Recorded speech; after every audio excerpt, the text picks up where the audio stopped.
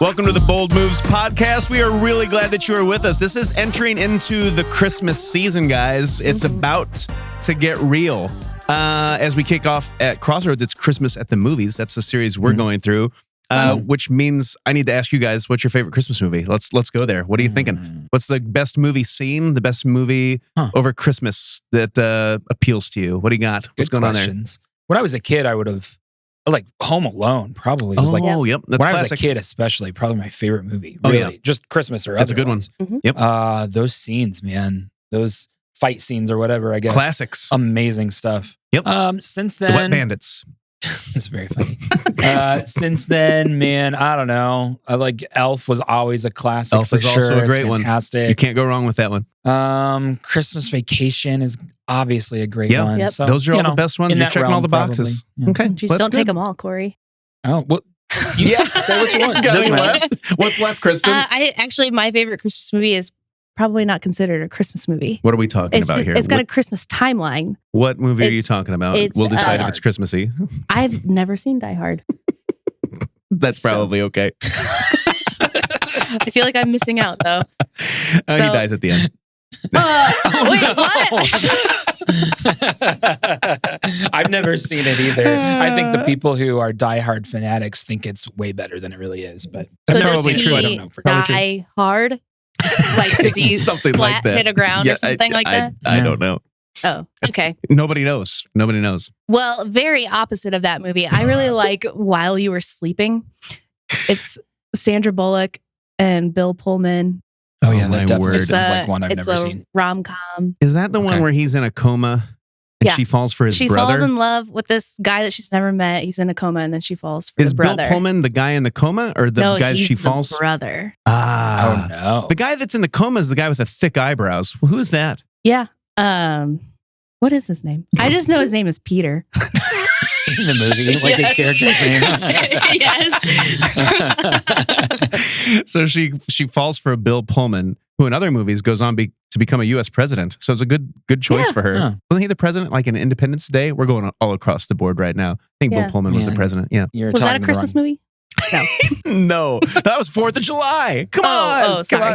That's hilarious. But yeah, I so you're contending that, what did you say? Sleepless in Seattle? No.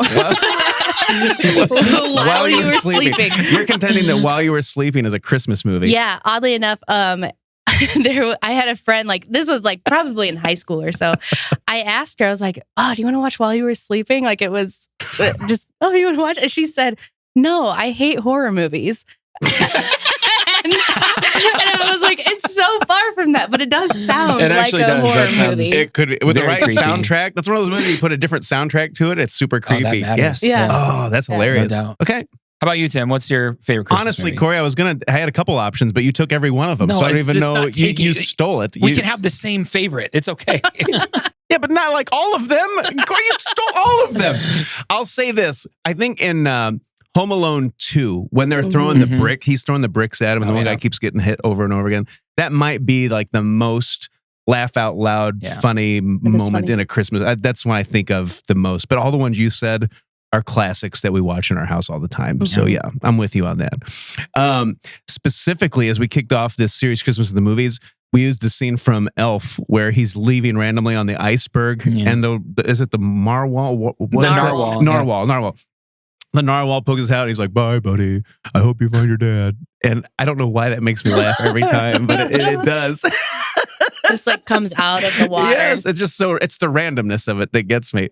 But it leads us into the idea of what we were talking about at Crossroads. It's hope. Like when people in our culture like use the word hope, that's how they use it. Like, hey, I hope this happens. I hope this is good. Like, it's like the coin flip, right? Like 50-50. Oh, I hope that works out for you. And like the definition and the context for hope, like outside of Christianity, outside of the world that revolves around the hope that we have in Jesus, is completely different. So it's like, I hope that works out. Flip of the coin, whatever. Yeah. When you talk about hope in Christianity and what we celebrate at Christmas, which is basically hope, joy, peace, and love, those are the four things that we find in Jesus that, he offers us that nothing else does. The hope that we're talking about Jesus is actually me trusting in his promises for my life. Like that's a big deal. That's a much bigger shift than just the coin flip. Like I am trusting that Jesus is who he says he is and that he's going to do what he said he's going to do. Like that's a big deal. And so with hope, I'm actually looking forward with anticipation to what is to come. Like my hope is sure. That's what it says in scripture. Like I'm looking forward like to promises that God has made to me coming into existence. And I'm believing, I'm living just as if those have already happened. Like that's hope. And that's much deeper. And the thing about it in our culture, like people are desperate for that right now. Like if you are searching and you've been searching in every other spot for hope but Jesus, you're getting more and more desperate for that. And we're seeing the pendulum swing back. Like people really are, they're open. Like when you say, hey, have you tried Jesus? They're at the point now where I've tried everything else and nothing else worked. Oh, man. So I might as well try Jesus. And so there is, like, ironically, there is hope as we enter into this Christmas season. We're celebrating like who Jesus is and what that means. People are open to the Christmas story. This becomes the time of year where they're engaging and they're genuinely interested. We act like, oh, everybody knows the story of Jesus and what that means. No, they do not. They have no idea, and they're hungry. Like they're searching for something more. That's so like for us at Crossroads, we know that Christmas Eve tends to be really the most invitable time for people to come to church, right? So it's sort of like, any random other Sunday, it feels like it's more pressure packed or something. But there's something about Christmas Eve that people kind of lean into faith, maybe just a little bit more. Yeah. And they're more open to coming. And so we take that very seriously. We have all kinds of Christmas Eve services and try to tailor the message for that reason. But it really is. It's like, if we can do a really great job as part of that, we might have the opportunity literally on just that one night in a short service to connect them with what it means to have real true hope in their lives. There's all kinds of opportunity for a connection there. And Christmas Eve has become one of my favorite moments. Are you a big fan of the Christmas Eve services, Kristen, or no? Is that your thing or not? I mean, my oldest son's name is Noel, which means Christmas. So we're big Christmas fans. There you go. So yes, I love the Christmas Eve that service. Was the giveaway. Yeah. That's not why we named him that, though, but it's just a fun fact. So anytime people ask me do I like Christmas, I'm like, well, actually, I kind of love it. I love it. Okay. So you get it. You get it. One of my favorite memories from Christmas Eve services when I went out to help the people light the candles. Were you just mocking me about this recently, Corey? I don't. Somebody was mocking me, but it sounds like something I could have done. Yeah, it does sound like something you could have done. Somebody was just mocking me recently about the fact that I went out to help them light the candles in between services because everybody's kind of running behind because we do them like back to back to back. Oh yeah. And I lit the wrong candles. They were electric candles. They had different wicks and they looked weird. Like when I was lighting them, I lit all the regular candles and I see this different looking line of candles in the back. Candle. Yeah, and I'm going, is this something I light? I'm looking at it like, what is this? And I just put the lighter over the wick just to see what would happen, and it lit up immediately. Yeah. I'm going, and it just the wick was on fire. I'm like, oh, these are just different kinds of candles. Those are very efficient candle wicks. Yeah, like these are Elon Musk must have made these. New candles, very very effective. And so I lit all these candles, walked off the stage, and literally, like there was already a bunch of people in the room. They said that as I walked off the stage and went into the side door off stage, all of these candles just started exploding, like boom, boom, because they were electric candles.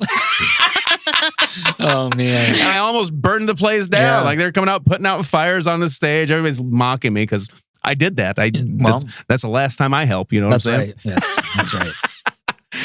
Stay in your lane. Yes, but those are beautiful moments because, to your point, it's an invitable moment and people are searching for hope. Sure, absolutely. And I was reminded a couple weeks ago, a guy named Tony Campolo passed away, and he was a guy who was a big influencer in the Christian world, and he was not without what would be the word to describe him.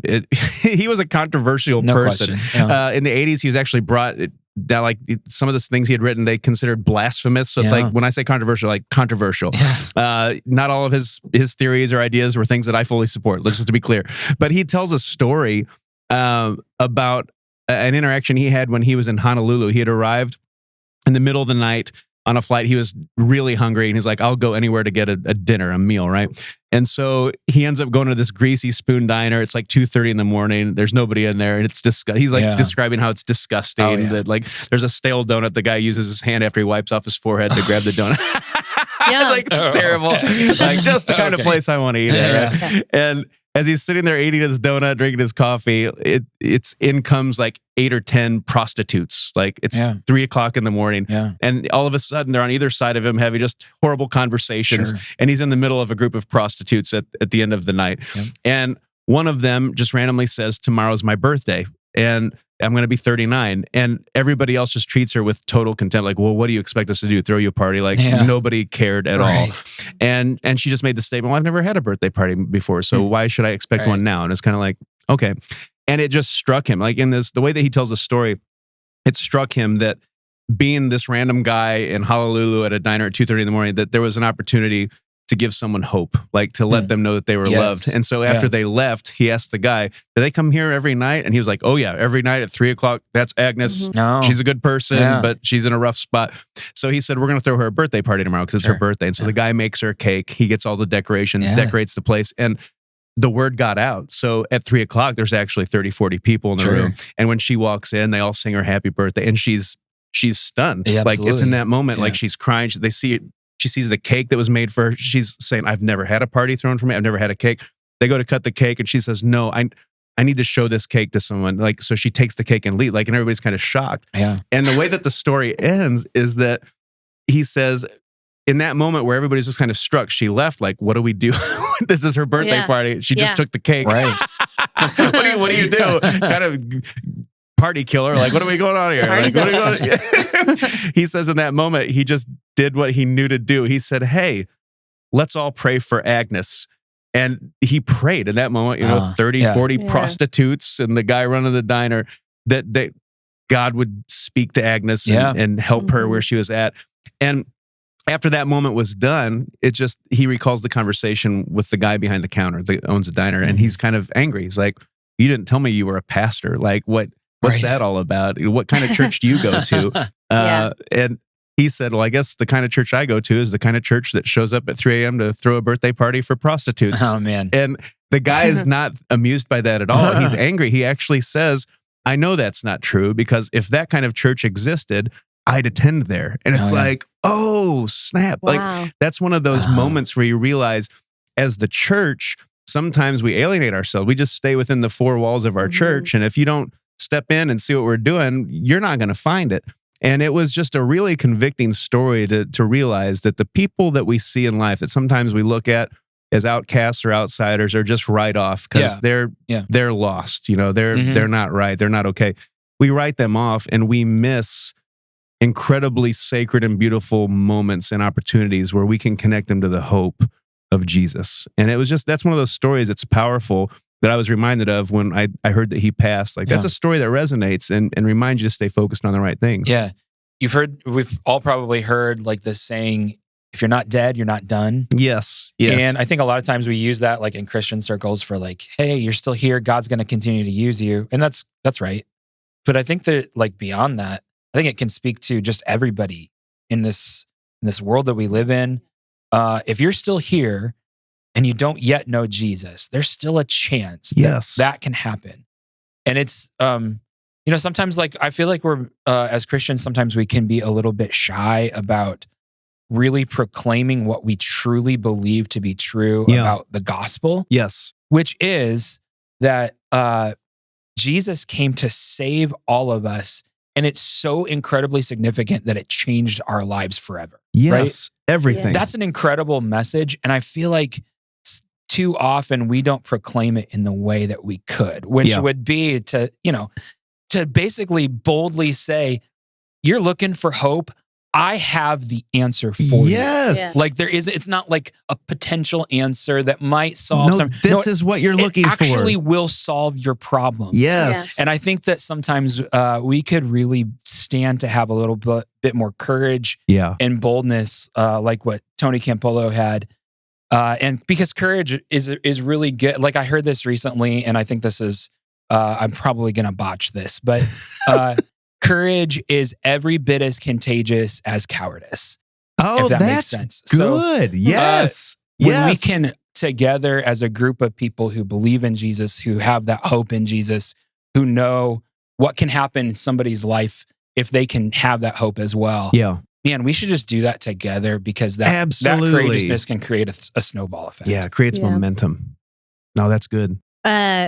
You said at the beginning that we make hope smaller. Like I hope. Yes. Or even, I think we even do that with the hope of Jesus. We make like his promises in our life smaller. Sure. Actually, you'd be proud of us. Good, Kristen. John and I were talking this week, he's had some like discouraging months, just like here and there, little bits and pieces. And finally we started talking and I was like, okay, I know that we keep praying like, oh, just let this day be better than that. And I was like, John, what if we pray really bold? And let's go. I mean, maybe it was just because we were taking God and making that hope and his promises smaller in our lives. Like, well, just make this day good. Instead, like we could pray like, no, change our lives. Like make it bigger prayers, bigger dreams, bold.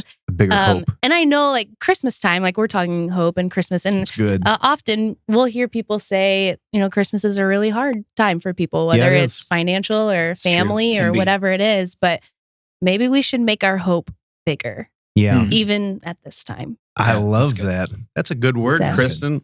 I always loved there was a time when Crossroads Recovery it merged out of Celebrate Recovery, and there was like a campaign they did where they were hope dealers, which I thought that was awesome. It's like that's what we are. Like we are hope dealers. We deal hope. we have what you are looking for. And to your point, Kristen, if we really believe that we have the answer what they're looking for, Corey, you said that, and have a big hope. Like, why would we hide that? Why would we be cowards? Like, let's be bold. Let's be courageous and share what God has done, because God has done everything to make that available to us. You know, absolutely. And in Romans 15:13, this is a verse I come back to often because it's such a powerful prayer. It speaks to God being the God of hope. And so when you think about that, like we're talking about hope as a topic, God declares himself. He is the God of hope. And when it says that in Romans 15, Paul is saying it's a beautiful prayer. He prays a prayer of blessing over you, and it's, may the God of hope fill you with all joy and peace as you put your trust in him. That is what he offers us. Sure. Like, are you looking for joy? Are you looking for peace? Those are all things that we're celebrating at Christmas that we find in Jesus. Yeah. It all centers around the God of hope who offers us these things. May he fill you with joy and peace as you put your trust in him. May you overflow with hope by the power of the Holy Spirit. I love that picture of it like overflowing out of you. Right. Like typically in our world, in my world, if I'm thinking about overflowing, it's a negative because it's usually like, hey, the toilet is overflowing. And that's bad news. Like, oh no. Yeah. Have you guys gotten to that age yet where your kids come running at you like, oh, the toilet's plugged? Like, what did you do? I kept flushing. Why? We did a whole half house renovation because of that. That's right, Kristen. I'm so sorry. I just brought you back to a place of trauma. Not to dig up old wounds, but it's okay. I forgot. The house is mostly fixed. Yay! Was that directly the result of that toilet? Yeah, it was a toilet. I'm so sorry to bring that up. Just to fill in people if they want to know. My son was newly potty trained, and he used the bathroom before we left for the afternoon, came home to water flowing through all levels of our house. So no. And what was the story behind? Did it just keep running? Is that what was going on there? Yeah. It didn't ever switch off. Okay. And so when we talk about overflowing, you have a total understanding of what that means. Renovate.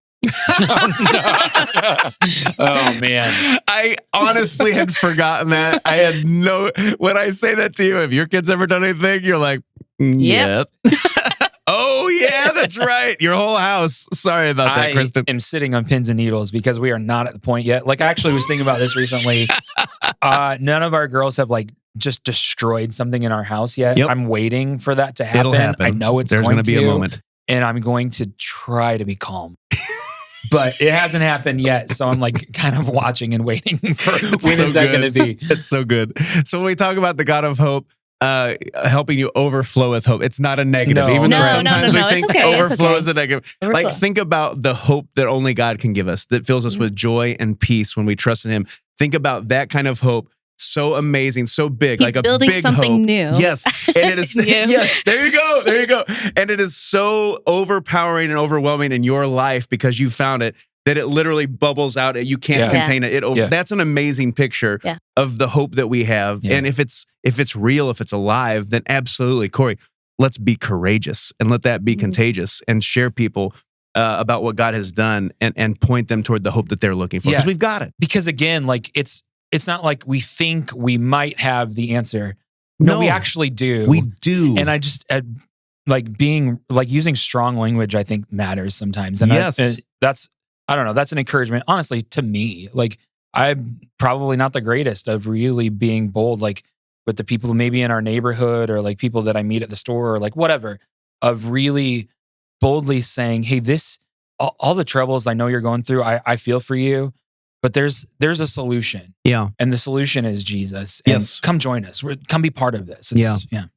And I think that we are, to circle back to where we started as we wrap this thing up, we are at a place in our culture where people are open. It's not, I think we have kind of this hesitancy because it's like, oh, they're just going to hate us or be angry. Yeah.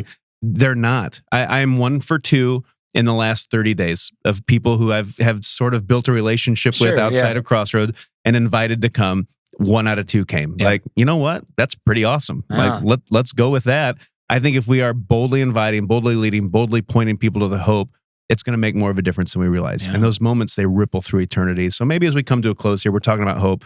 Boldly share the hope that you have. There are people in your life who are desperate for it. How about let's even be specific? How about let's ask people to boldly invite people to come to church on Christmas Eve.